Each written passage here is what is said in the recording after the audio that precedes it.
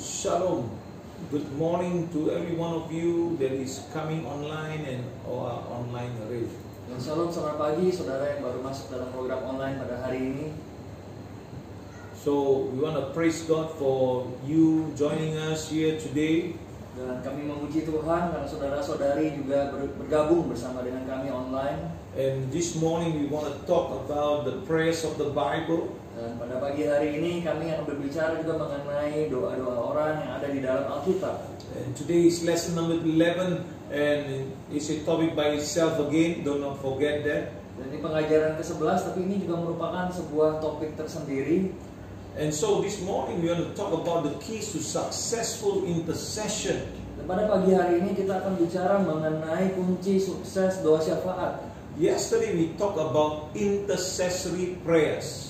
Hari kemarin kita bicara mengenai doa-doa syafaat. So today is keys to successful intercession. Pada hari ini kita akan bicara mengenai kunci keberhasilan dari doa syafaat. Let us pray. Dan mari kita berdoa. Father, we thank you once again for your goodness and your mercy. Dan Bapa, kami mengucap syukur sekali lagi untuk belas kasih-Mu dan kebaikan-Mu. We pray your grace to come and your anointing to come down. Kami berdoa untuk kasih karunia-Mu turun dan urapan-Mu turun. May wisdom and understanding come to your people. Dan biarlah hikmat, pengetahuan itu ada di atas umat-Mu. And also, Lord, anoint your Dan servants. juga Tuhan, urapilah hamba-hamba-Mu. That every word that proceed out of their mouth be only of you. Biar setiap perkataan yang keluar dari mulut bibir hamba-Mu semuanya diurapi oleh Engkau. In Jesus' mighty name we pray. Di dalam nama Yesus kami berdoa. Hallelujah. Amin. Amen. Amen. Amen. So it's good to see you guys again. Although I cannot see you, but it's good to see you guys. Senang sekali berjumpa kembali dengan saudara meskipun saya tidak bisa melihat saudara secara langsung. And so let us get into the Word of God. Dan kita akan kembali kepada firman Tuhan. So keys to successful intercession. Jadi kunci keberhasilan untuk doa syafaat. So the foundation must be love. Jadi dasarnya itulah harus di atas kasih. So once again, the foundation must be love. Jadi sekali lagi dasarnya adalah kasih. In Romans chapter 5 and verse 3, Di dalam Roma 5 ayat 3, it says, not only so, but we also glory in our suffering, because we know that suffering produces perseverance. Roma 5 ayat 3, dan bukan hanya itu saja, kita malah bermegah juga dalam kesengsaraan kita, karena kita tahu bahwa kesengsaraan itu menimbulkan ketekunan. So this verse is that the justified person enjoying his standing in God. Jadi ayat ini memperlihatkan kepada kita bahwa orang-orang yang dibenarkan oleh Tuhan kemudian bisa menikmati atau bermegah di dalam kedudukannya di dalam Tuhan. So is able to triumph not just in tribulation. Jadi juga dimampukan untuk menang di atas setiap kesengsaraan yang dihadapi, But even because of tribulation. tetapi juga karena kesengsaraan itu mereka mampu keluar dan menang mengatasi setiap permasalahan yang ada. And in Romans chapter 5 verse 4 says, Di dalam Roma 5 ayat 4 mengatakan, perseverance, character, and character hope. dan ketekunan menimbulkan tahan uji, dan tahan uji menimbulkan pengharapan. So Jesus came into the world to atone for our sinful action. Jadi Yesus datang ke dalam dunia ini untuk menebus daripada tindakan-tindakan dosa yang kita perbuat, As well as to deal with our sinful nature. dan Yesus juga datang untuk menebus sifat dosa kita, Or nature to sin. atau ya sifat alami kita untuk berbuat dosa. So both first Adam and the last Adam, which is Christ, Jadi ada dua Adam, itu Adam yang pertama dan Adam yang kedua, yaitu yang adalah Kristus. was sinless before the temptation. Jadi Adam pertama dan Adam kedua itu tidak jatuh dalam dosa sebelum dicobai oleh iblis. So after the temptation that came from the devil, the first Adam fell. Setelah pencobaan dari iblis datang, Adam yang pertama kemudian gagal karena jatuh dalam dosa. And also the second Adam was tempted but did not. Adam yang kedua pun juga dicobai oleh iblis tetapi tidak jatuh dalam dosa. So he, the second Adam, that is Christ, was tempted in all form but did not sin. Jadi sekali lagi, yaitu Yesus Kristus, Adam yang kedua dicobai oleh iblis dengan berbagai-bagai pencobaan tetapi tidak jatuh di dalam dosa. So we as we have our standing with Christ, Jadi selagi kita berdiri di dalam Kristus, so we have the confidence that tribulation cannot destroy our hope. justru disinilah kita memiliki suatu keyakinan bahwa kesengsaraan itu tidak dapat menghancurkan pengharapan yang kita miliki. So the believer glories in hope, Jadi orang-orang percaya kemudian dimuliakan atau bermegah di dalam pengharapan and in suffering, dan juga di dalam kesengsaraan atau penderitaan. knowing that tribulation works patience. Karena kita mengetahui bahwa kesengsaraan itu menimbulkan ketekunan atau kesabaran. Yes, and so patience is also known as endurance. Yeah, Jadi kesabaran juga bisa kita artikan sebagai sebuah ketekunan. and so endurance works experience, Dan ketekunan itu menimbulkan sebuah pengalaman atau karakter. and experience hope. Dan kemudian pengalaman yang kemudian menimbulkan karakter itu menimbulkan juga sebuah pengharapan. So what do I mean by experience? It means simply as tested, accepted, approved. Jadi apa yang dimaksud dengan perkataan pengalaman ini karena melewati berbagai pencobaan? Jadi pengalaman itu kemudian menghasilkan sebuah karakter yang tahan uji. Amen. So remember, experience means tested, accepted, and approved. Jadi ingat sekali lagi bahwa pengalaman itu artinya juga adalah sebuah pengalaman yang terbukti, yang telah teruji. Amen. So patience can be rendered as endurance or steadfastness. Dan kesabaran di sini juga bisa diartikan sebagai ketekunan, sebuah daya tahan atau keteguhan. So experience relates to character Jadi pengalaman itu juga berkaitan dengan karakter. and also strength of character, Juga berkenaan juga dengan kekuatan dari sebuah karakter. or we can say the rightness of character. Kita juga bisa mengatakan matangnya suatu karakter. And you know, every character, they got to be tested character. Ya, karena setiap karakter itu harus diuji. So Paul is saying here that endurance produces character.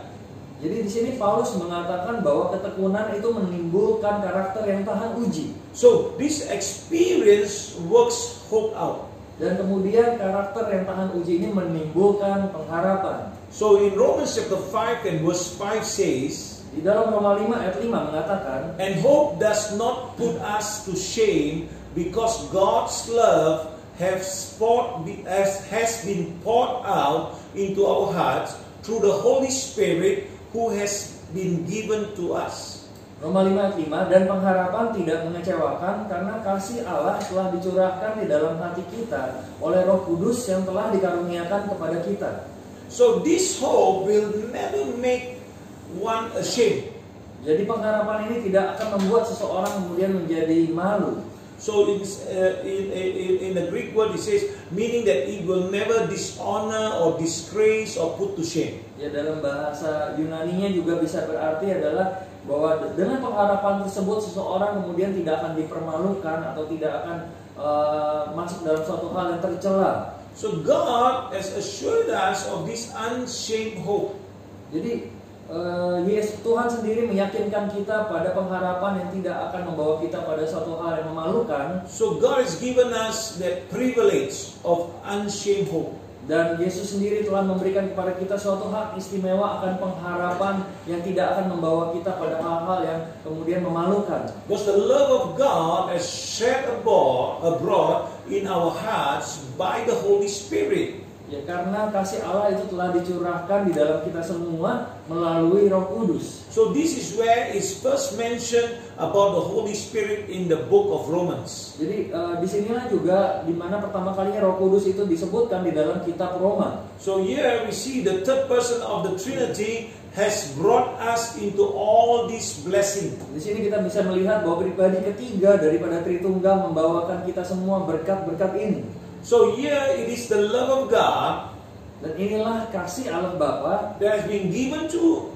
you and me, given to us through those who are justified. yang telah dinyatakan dan diberikan kepada kita semua sebagai orang percaya dan kepada kita yang telah dibenarkan. So one more time, here is the love of God that is being given to and through those who are justified. Jadi ada kasih daripada Allah Bapa yang telah dinyatakan dan diberikan kepada kita semua juga ya sebagai orang-orang yang telah dibenarkan. And this love is defined in 1 Corinthians chapter 13 verse 4 through 7. Dan kasih ini dijelaskan di dalam 1 Korintus 13 ayat 4 sampai dengan ayat ke-7. So as we get into the scripture, as we look into the word of God in verse 4, love is patient, love is kind, it does not envy, it does not boast, it is not proud. Ayat yang keempat, kasih itu sabar, kasih itu murah hati, ia tidak cemburu, ia tidak memegahkan diri dan tidak sombong. So verse 5 says, it does not dishonor others, it is not self-seeking, it is not easily angered, it keeps no record of wrong. Ayat kelima, ia tidak melakukan yang tidak sopan dan tidak mencari keuntungan diri sendiri. Ia tidak memarah dan tidak menyimpan kesalahan orang lain. Verse 6, love does not delight in evil, but rejoice with the truth. Ayat yang keenam, ia tidak bersuka-cita karena ketidakadilan, tetapi karena kebenaran. And verse 7, it always protects, always trusts, always hope, always preserve. Ayat yang ketujuh, ia menutupi segala sesuatu, percaya segala sesuatu, mengharapkan segala sesuatu, sabar, menanggung segala sesuatu. So just let us look a little bit on this scripture first before we get into even more details. Love is patient. Dan kasih itu sabar. You and I can, rather than we say we are patient, rather than say that we are kind, let us judge ourselves according to the word of God. Ya, daripada kita mengatakan kepada diri kita bahwa kita ini sabar atau kita ini baik, lebih baik kita kemudian menilai berdasarkan apa yang firman Tuhan itu katakan. So what do I mean by this? Instead of me saying, "Oh, I'm kinder than Robbie, man." Ya, apa yang saya maksudkan di sini adalah daripada saya mengatakan bahwa saya lebih baik daripada Dr. Paul, I will look into the word of God and I judge myself based on the word of God. Saya akan melihat kepada apa yang firman Tuhan katakan dan akan menilai berdasarkan apa yang firman-Nya nyatakan. Because it's so beautiful. Love is patience. Karena hal ini sangat indah, dikatakan bahwa kasih itu sabar. So if you are patient, praise the Lord. Jika saudara memiliki kesabaran, puji Tuhan. And then love is kind. Dan kasih itu murah hati. You must be kind to all kinds of people. Sehingga kita juga bisa memiliki suatu kebaikan, kemurahan hati bagi orang-orang lain. It says love is not envious. Kasih nyatakan bahwa kasih itu tidak cemburu. And so we must search our heart, because sometimes when we look at somebody or we are envious of that person, that is not good, because the Bible tells us love is not envious. Sebab itu kita harus menyelidiki hati kita, memeriksa hati kita, karena firman Tuhan mengatakan bahwa kasih itu tidak cemburu. Oleh sebab itu waktu kita melihat orang lain, tidak boleh ada iri hati atau kecemburuan dengan orang tersebut. And then love is not boastful, it does not boast. Kasih juga tidak memegahkan diri, artinya kasih itu tidak sombong. So it doesn't boast. So let us search our heart and see, do we boast of our accomplishments or whatever that we think that we are yeah.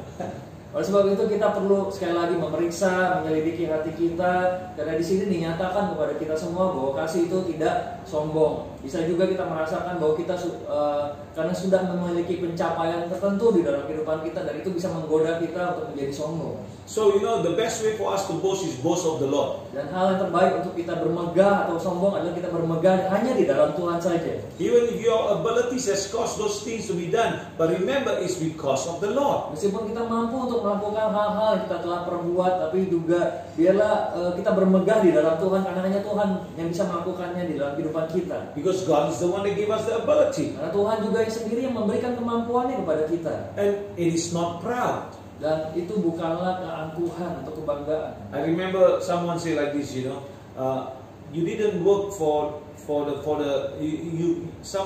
some of us get inheritance. Saya ingat bahwa ada orang-orang yang mengatakan bahwa beberapa orang itu memiliki warisan atau menerima warisan. And you get money from your inheritance, and what do you need so boastful about? Dan saudara kemudian menerima dan menikmati hasil warisan tersebut, dan apa yang bisa dibanggakan mungkin dari hal itu? What do you need so proud about? Dan apa yang kita bisa banggakan dari hal itu? So we must even for people who achieve things, they understand they are not supposed to be proud in the wrong way. We want to be proud, we must be proud of our Lord Jesus Christ. Dan meskipun mungkin kita berhasil di dalam pencapaian-pencapaian yang telah kita lakukan, tetapi biarlah kita juga bermegah di dalam Tuhan kita, karena kekuatan Tuhanlah yang memampukan kita untuk bisa berhasil. That's why I'm talking about key to successful intercession. Ya, oleh sebab itu saya bicara mengenai kunci keberhasilan daripada doa syafaat. It does not dishonor others. It's not self-seeking. Dan itu tidak mencari kepentingan daripada diri kita sendiri. So it is not dishonor others. Yaitu juga tidak menjelekkan atau tidak menghormati orang lain. So everybody have weaknesses. Setiap orang memiliki kelemahan-kelemahan. Don't focus on their weaknesses. Tapi jangan kita fokus kepada kelemahan mereka. Focus on their strength. Tetapi kita lihat atau fokus kepada kekuatan yang mereka miliki. We help them to change on their weaknesses, and we help them to focus on their strength, so that we don't dishonor them. Ya, disitulah justru kita menolong mereka di dalam kelemahan mereka, dan kita fokus kepada apa yang menjadi kekuatan mereka. And it is not self-seeking, it is not easily angered, it keeps no record of wrong. Dan juga dikatakan bahwa tidak mudah menjadi orang yang memarah dan tidak menyimpan kesalahan orang lain. So we got to work it out. Kita harus mengerjakannya itu di dalam kehidupan kita. So that don't keep record of wrong, because you begin to take revenge. So remember, God doesn't keep record of wrong, because we have washed it under the blood. That's it. Amen. Dan sebab itu jangan kita menyimpan daripada kesalahan orang lain, karena kalau tidak kita akan hidup dalam suatu rasa benci ataupun dendam. Tapi ingatlah bahwa Tuhan sendiri tidak menyimpan daripada kesalahan kita. So I think you understand what I'm trying to share with you. So we need to judge ourselves based on the Word of God, not based on comparison with others. Jadi pada intinya adalah kita harus menilai atau menghakimi diri kita berdasarkan firman Tuhan dan tidak membandingkan diri kita dengan orang lain. So when we are willing to receive the Holy Spirit, miraculously produces His fruit within us. Jadi waktu kita dengan rela menerima, dan Roh Kudus sendiri dengan mujizat yang ajaib kemudian menghasilkan buah roh di dalam kehidupan kita semua. So what do I mean by this? We must be willing and obedient. We got to be submissive to the Word of God. We got to be having a fellowship with God,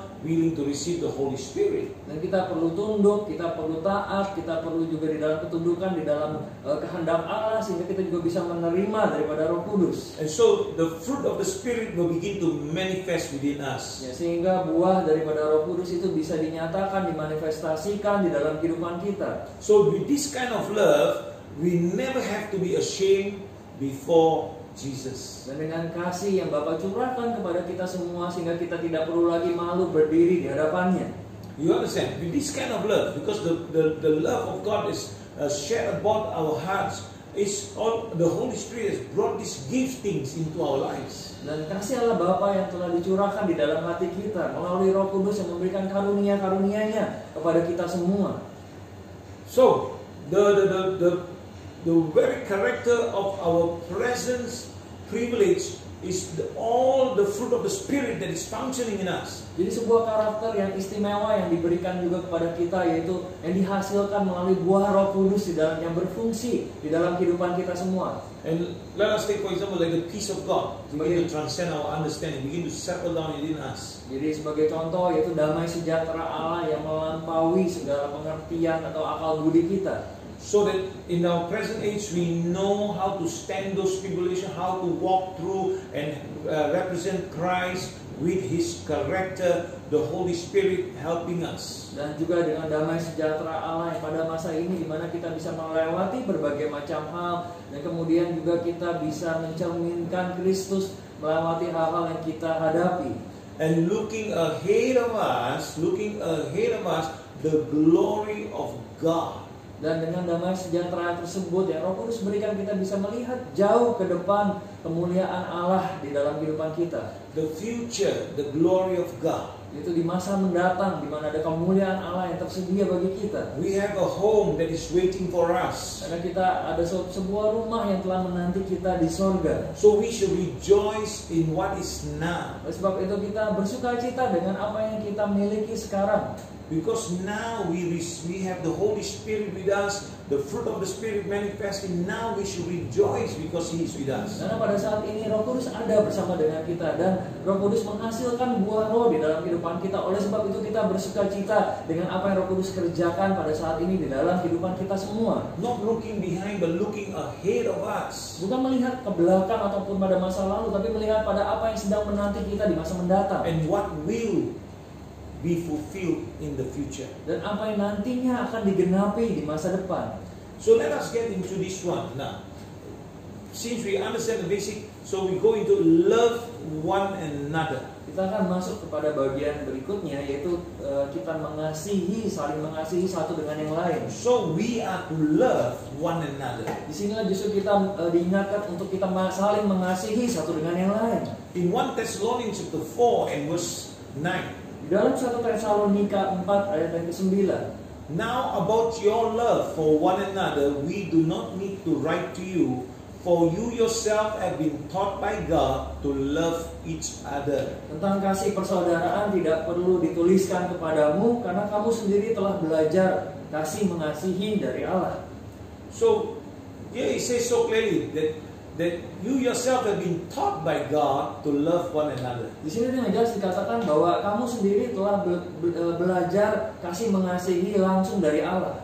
So brotherly love will help Christians in their battle against immorality. Jadi kasih persaudaraan itu akan menolong orang-orang percaya lainnya juga di dalam pergumulan mereka melawan atau menghadapi imoralitas. Because you know immorality is seeking for the fleshly type of love, Ya, karena temporal love. Ya, imoralitas itu berkaitan juga dengan bagaimana seseorang itu mencari kasih secara temporal atau dalam kedagingannya. But brotherly love will help these people, these Christians, to battle against this immorality. Because immorality will cause us not to inherit the kingdom of heaven. Ya, justru kasih persaudaraan ini akan memelihara dan menjaga setiap orang percaya dalam bergumul melawan imoralitas. Karena tindakan-tindakan imoralitas itu tidak akan membawa kita masuk di dalam kerajaan Allah. So the kingdom of God, yeah. Ya, jadi sekali lagi tindakan imoralitas tidak akan mendapat bagian dalam kerajaan Allah. So brotherly love, it implies affection, kindness. Jadi kasih persaudaraan ini juga menyiratkan perasaan kasih sayang dan kebaikan and consideration for one another. Dan juga saling pengertian antara satu dengan yang lain. In Romans 12 and verse 10 says, Roma 12 ayat 10 mengatakan, be devoted to one another in love. Honor one another above yourself. Hendaklah kamu saling mengasihi sebagai saudara dan saling mendahului dalam memberi hormat. That's why we must have consideration for one another, because the Bible tells us honor one another above ourselves. Oleh sebab itu kita harus saling mendahului atau saling menghormati satu dengan yang lain. So from the beginning, believers felt a kinship with one another. Jadi sejak dari mulanya orang-orang percaya itu mereka merasakan kasih persaudaraan satu dengan yang lain.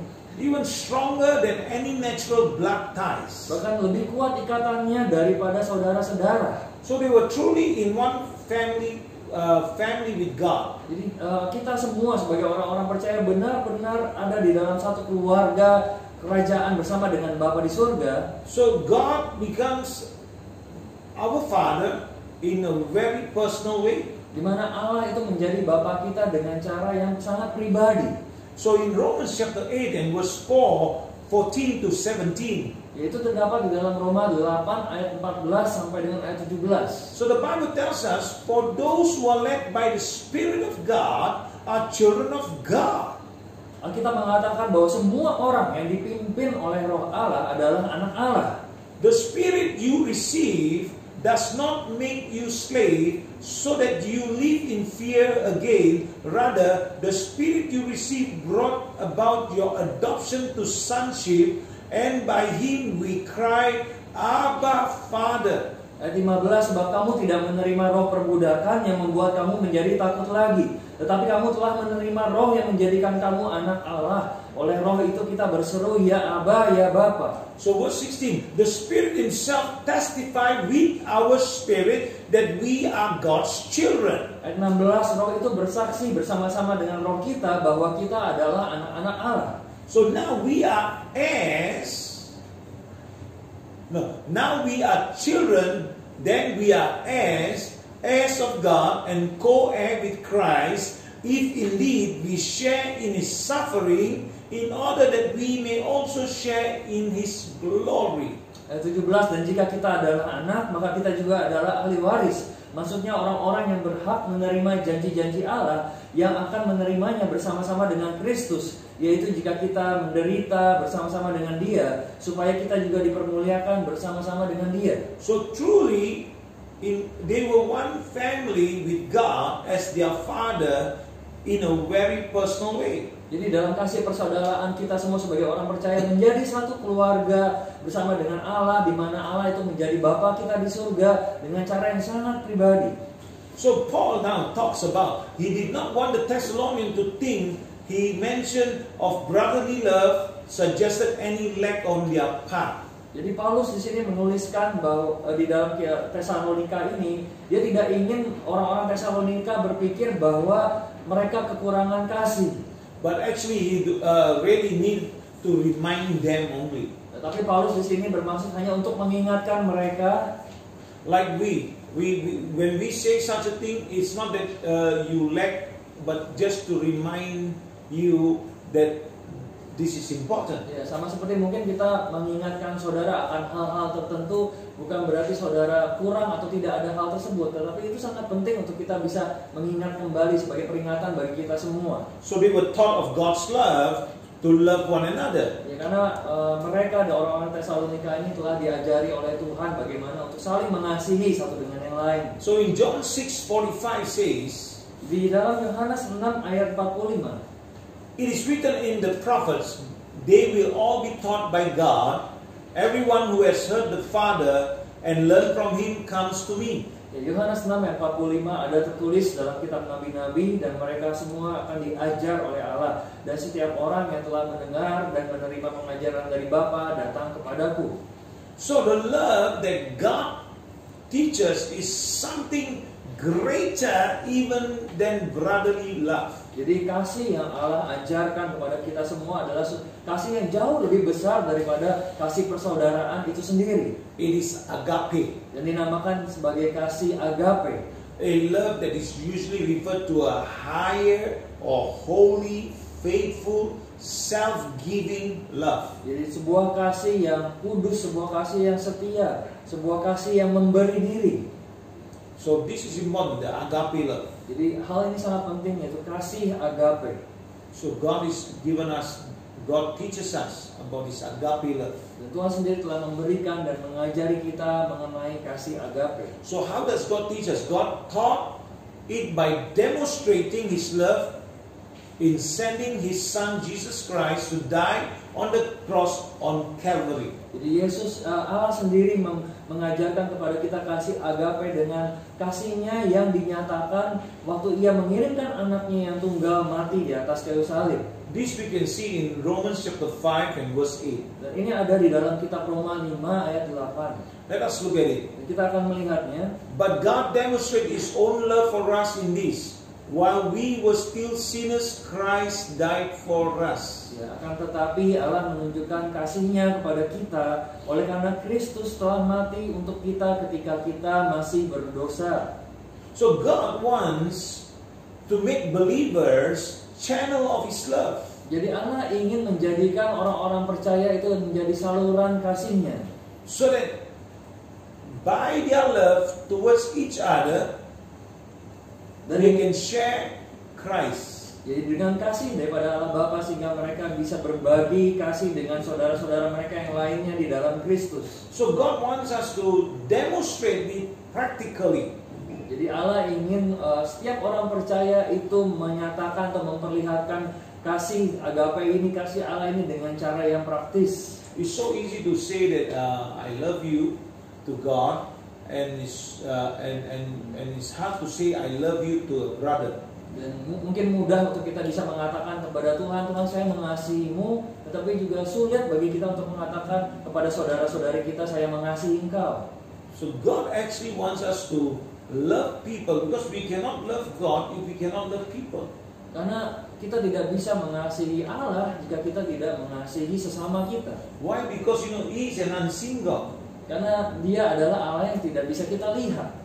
But there right in front of you, you can see. Tapi kita bisa melihat saudara-saudari kita di depan mata kita sendiri. So how do you say you love God when you can't love your brother or your sister? Oleh sebab itu bagaimana kita bisa mengatakan bahwa kita mengasihi Allah, tetapi kita tidak bisa mengasihi sesama yang kita bisa lihat dengan mata jasmani kita. So He wants us to demonstrate His love, this love in a very practical way. Jadi Allah ingin agar kita semua sebagai orang percaya mendemonstrasikan kasih-Nya dengan cara yang praktis yang kita bisa berikan kepada sesama kita setiap harinya. Remember, as believers, we have the Holy Spirit, the fruit of the Spirit manifesting in us, so we can practice that love to others. Ingatlah sekali lagi bahwa Roh Kudus berdiam tinggal di dalam kita dan buah Rohnya ada dihasilkan di dalam kita semua, sehingga kemudian kita bisa mempraktikkan kasih ini kepada sesama saudara kita. Let me show you in 1 Corinthians chapter 13 verse 4 to 8. Dan ini juga ada di dalam 1 Korintus 13 ayat 4 sampai dengan ayat yang ke-8. Love is patient, love is kind, it does not envy, it does not boast, it is not proud. Kasih itu sabar, kasih itu murah hati, ia tidak cemburu, tidak memegahkan diri, dan tidak sombong. Earlier we read the scriptures. Sebelumnya kita sudah baca ayat-ayat ini. And verse 5 says, it does not dishonor others, it is not self-seeking, it is not easily angered, it keeps no record of wrong. Dan kasih tidak melakukan yang tidak sopan dan tidak mencari keuntungan diri sendiri. Kasih tidak memarah dan tidak menyimpan kesalahan orang lain. So verse 6 says, love does not delight in evil but rejoice with truth. Ayat yang ke-6, kasih tidak bersukacita karena ketidakadilan tetapi karena kebenaran. And so it always, verse 7, it always protects, always trusts, always hope, always persevere. Ayat yang ke-7, kasih menutupi segala sesuatu, percaya segala sesuatu, mengharapkan segala sesuatu, dan sabar menanggung segala sesuatu. And so earlier we stopped there. So with this now we are going to continue and see. In verse 8, love never fails, but where there are prophecy, they will cease. Where there are tongues, they will be still. Where there is knowledge, it will pass away. Dan di ayat yang ke-8 di dalam 1 Korintus 13 kita juga akan melihat bahwa kasih tidak berkesudahan, nubuat akan berakhir, bahasa roh akan berhenti, pengetahuan akan lenyap. So everything will fade away, but love will remain. Jadi segala sesuatunya itu akan berlalu, akan lenyap, tetapi kasih itu akan tinggal tetap sampai dengan selama-lamanya. So brothers and sisters in Christ, saudara-saudari yang terkasih dalam Kristus in Yesus, order for us to be successful in our intercession, we need to go through all these areas and search our hearts, that we will be successful when we follow the word of God. Sekali lagi kita perlu menyelidiki kembali, memeriksa kembali kehidupan kita dari poin-poin yang sudah kita bahas, supaya kita bisa memiliki suatu kehidupan doa syafaat yang berhasil. So in order for us to pray for someone, there needs to be a relationship. Dan juga saudara perhatikan, untuk kita bisa berdoa bagi seseorang perlu ada sebuah persekutuan. Or else your intercession will be limited. Karena kalau tidak, doa-doa syafaat kita akan terbatas. So the foundation of successful intercession, it is love. Jadi sebuah fondasi dasar dari doa syafaat yang berhasil adalah kasih. And compassion and love works together. Dan di mana belas kasihan dan kasih itu bekerja berjalan bersamaan. So before I finish up, let me give you another scripture in Matthew 9 verse 36 to 38. Let us read together so that we will know and understand what God is speaking to us. Kita akan baca sama-sama di dalam Matius 9 ayat 36 sampai dengan ayat 38. So when Jesus saw the crowd, He had compassion on them because they were harassed, helpless, like sheep without a shepherd. Ayat 36, melihat orang banyak itu tergeraklah hati Yesus oleh belas kasihan kepada mereka, karena mereka lelah dan terlantar seperti domba yang tidak bergembala. And verse 37, then He said to His disciples, the harvest is plentiful, but the workers are few. 37, maka katanya kepada murid-muridnya, tuaian memang banyak, tetapi pekerja sedikit. So verse 38 says, ask the Lord of harvest, therefore to send out workers into His fields. Ayat 38, karena itu mintalah kepada Tuhan yang mempunyai tuaian supaya Ia mengirimkan pekerja-pekerja untuk tuaian itu. We pray, we do. Kita berdoa dan satu sisi kita melakukan. We don't just love our own, but we love show the love of Christ to others. Kita tidak memiliki kasih yang egois, tetapi dengan kasih Kristus kita memperlihatkan kasih itu kepada sesama kita. Remember, your motives must be pure. Ingatlah bahwa motivasi hati kita harus benar. So I pray this day Dan saya berdoa biarlah pada hari ini that each and one of you, when you begin to make intercession, the basic foundation is love. dan setiap saudara, waktu saudara mulai berdoa syafaat dan fondasi dasarnya adalah kasih. So let us pray. Dan mari kita berdoa. Father, I thank you for the word that you have given unto us. Bapa, saya mengucap syukur bahwa firman yang telah Tuhan berikan kepada kami semua. I pray that each and every person will embrace the word of God and begin to search their hearts and begin to allow your Holy Spirit to take control of them, that they can make intercession for their families or loved ones or anyone around their community. Dan saya berdoa biarlah setiap orang bisa merangkul daripada kebenaran, daripada firman Kau, dan boleh merendahkan diri untuk mereka bisa menerima apa yang Roh Kudus nyatakan dan mulai mengasihi dan berdoa bagi orang-orang lain di komunitas mereka. And I pray also, Father, for all those who are sick in body right now, in the name of Jesus, I speak healing.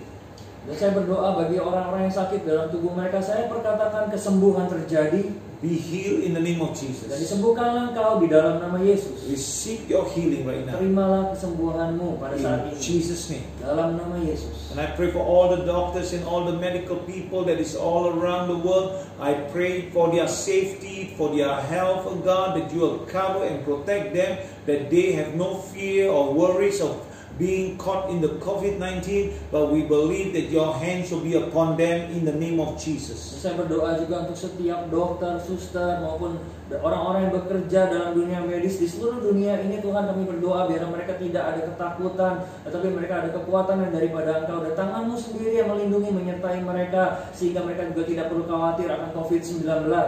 So Father, also I pray for all those who are watching the program right now in the name of Jesus. I pray your breakthrough, your miracle, your healing, your wisdom and understanding to come upon them. Dan saya berdoa bagi mereka yang sedang menyaksikan kami secara online, kami berdoa buat hikmat-Mu, kesembuhan dan pengertian dan hikmat turun di atas mereka semua. So Father God, I loose your blessing over them. Dan Bapa di surga, saya lepaskan berkat-Mu di atas mereka semua. And I pray for heaven's door to open over their life. Dan saya berdoa biarlah pintu surga dibuka di atas kehidupan mereka. Shower your love over them. Dan curahkanlah kasih-Mu di atas mereka. Let them experience you in a special way. Dan biar mereka boleh mengalami perjumpaan dengan Engkau dengan cara yang spesial. Let your anointing go forth in the name of Dan Jesus. biar urapan-Mu turun pada saat ini di dalam nama Yesus. Amen. Amin. Hallelujah. Praise the Lord. Haleluya, puji If Tuhan. you have somebody next to you, say, praise the Lord. Jika saudara ada tetangga di sebelah kiri kanan saudara, katakan nama dia, puji Tuhan. So remember, tomorrow we will be back on the last session for prayers of the Bible. Jadi besok pagi jam 10.30 kita kembali berjumpa dengan saudara dalam pengajaran yang terakhir dari doa-doa orang yang ada di dalam Alkitab. And then we will go into new areas. Kemudian kita akan masuk juga ke dalam pengajaran-pengajaran yang baru. Remember, Saturday 10:30 we are going to pray for those people who have needs and all, whatever situation they are in. So you can write down whatever condition or whatever situation or whatever sickness on the comment box, so that we can receive it and we can data it and we can pray for you. Dan jangan lupa hari Sabtu nanti jam 10.30 kita ada ibadah doa dan terobosan, di mana saudara mulai dari saat ini juga bisa terus menuliskan permohonan doa saudara ataupun orang-orang yang saudara kasihi, baik di kolom-kolom komentar yang ada di Facebook, YouTube ataupun Instagram, dan kami akan mengumpulkan setiap permohonan doa yang ada. And also this Saturday with me will be Albert Fakdua and Georgie Tanasale joining me to bring the worship, and then we're gonna pray and enjoy the time and the presence of God and the miracle of Christ to come to you. Dan juga di hari Sabtu ini saya juga bersama-sama dengan saudara Albert Fakdawet dan George Tanasale untuk kita bersama-sama bisa menyembah dan memuji Tuhan bersama-sama untuk terobosan saudara. Amen. So praise the Lord. I pray that you are blessed. Dan puji Tuhan, saya berdoa saudara diberkati. Jesus loves you, Tuhan Yesus mengasihi saudara, and we love you too. dan kami mengasihi saudara. See you tomorrow at 10:30. Dan sampai kita berjumpa kembali besok jam 10.30. And remember, Dan- tomorrow at 7 p.m. we have an online service. Dan ingatlah bahwa besok di hari Kamis jam 7 malam kita akan ada ibadah online. God bless you. Tuhan Yesus memberkati. Bye-bye. Sampai kita berjumpa kembali.